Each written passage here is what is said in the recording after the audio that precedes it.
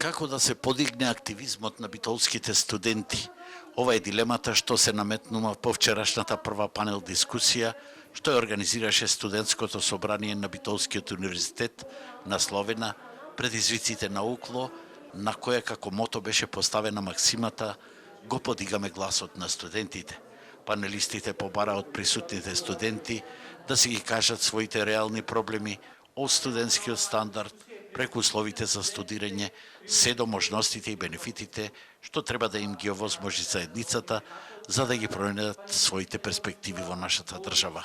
Да сознаеме кои се стручно самите проблеми на студентите. Ние имаме детектирано наши мислења, но сепак сакаме со оваа средба да ги ослободиме студентите, да имаат можност да ни кажат нас, за ние понатаму да действуваме, да видиме што е тоа што нив му недостига. Перспективите нормално ги гледаме тука, значи пред се во нашата држава и гледаме значи тоа да бидат од аспект на културата, гледаме да направиме промоции со кино, со театри, спортски надпревари, значи да има попусти, да има значи поголемо дружење, повторно значи поголем активизам и тоа ни е целта, значи едноставно да се младите да можат повеќе да го слушнат гласот. Мислам самите студенти повеќе можат да се изразат и да бидат слушнати.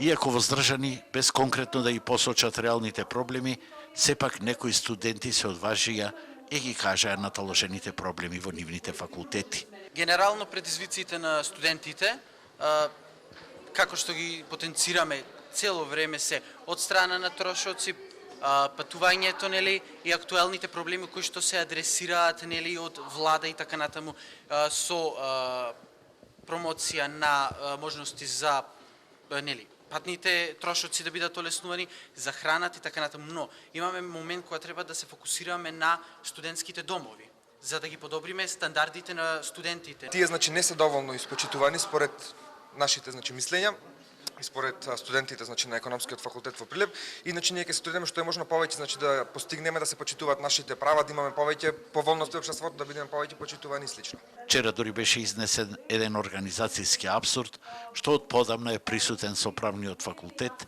дисперзирани студии да има во Битола, а седиштето да е во Кичево, иако во Битола студираат 5 пати повеќе студенти. Седиштето е во Кичево, на правниот факултет, а во однос за тоа не би сакал да направам штета на никој, но во моје лично својство, ниту како член на собрание, ниту како студент, во моје лично својство, подобро е да биде седиштето во Битола. На Битолскиот универзитет во моментов студираат околу 6000 студенти на 11 високообразовни институции од овој регион.